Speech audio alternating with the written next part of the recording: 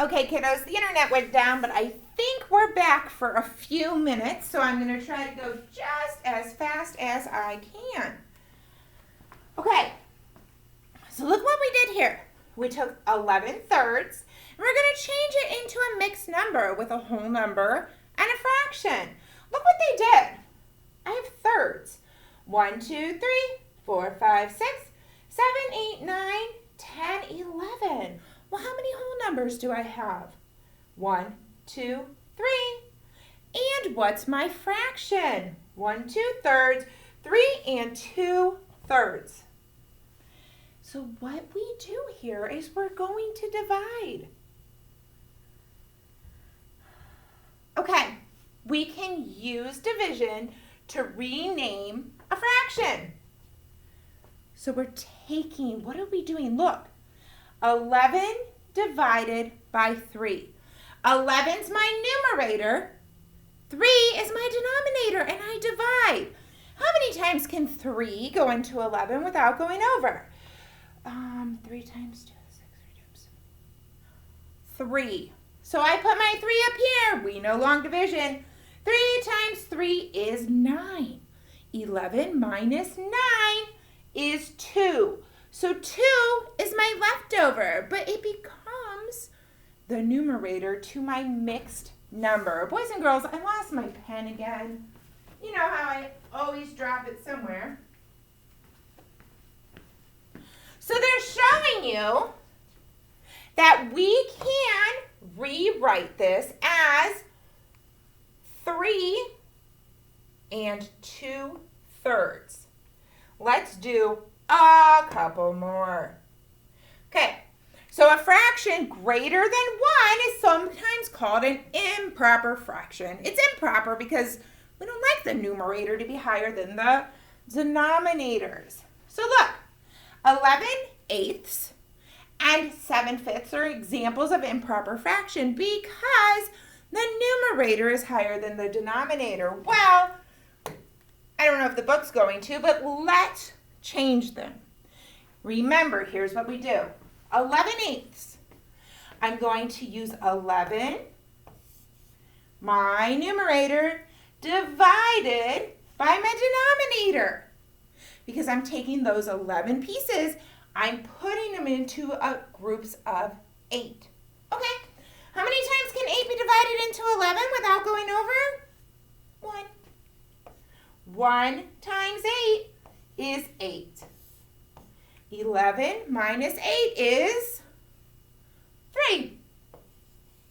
Is 3 less than 8? Sure is. So 3 becomes my new numerator, and my denominator doesn't change. It stays the same.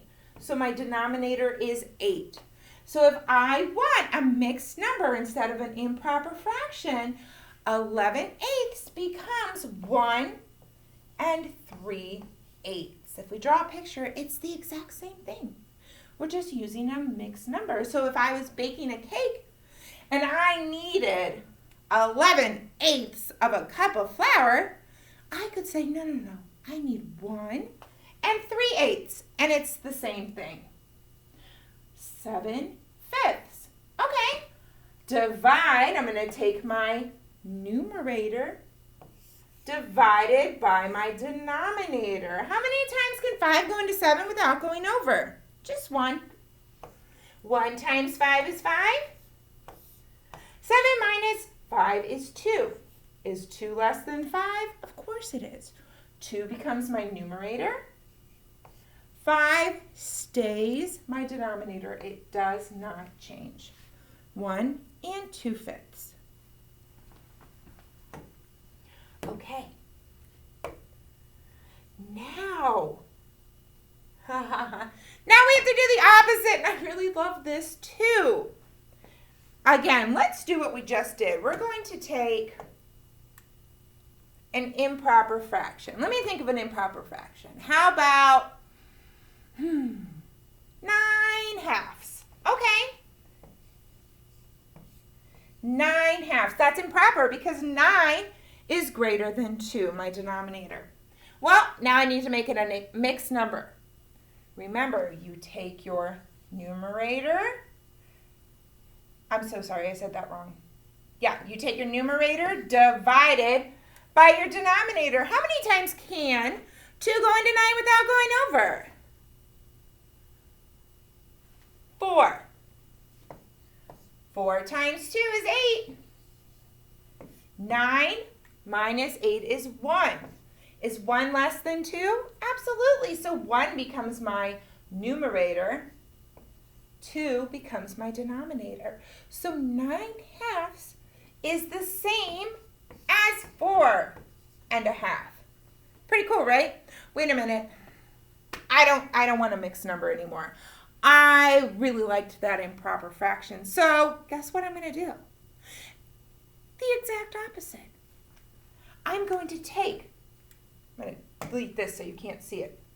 I'm going to take 4 and 1/2, and I'm going to turn it back into that improper fraction. How do I do that, you ask? Okay, here's my denominator. Remember, our denominator never changes. I'm going to go in a circle. My denominator times my whole number. 2 times 4 is 8. But I can't forget the leftover. Remember, this numerator up here is my leftover of a fraction. So I have to take that 8 and add, not multiply. I have to add this leftover. 4 plus 8 is, I'm so sorry, 8 plus 1 is 9. 9 is my numerator. 2 is my denominator. It turns back into 9/2. Okay, guys, that was a lot of information, way more than I intended it to be. Plus, we had the internet go down. So what we're going to do, take a break here. We're going to do the work tomorrow on Friday, okay? All right. Have a good day, guys.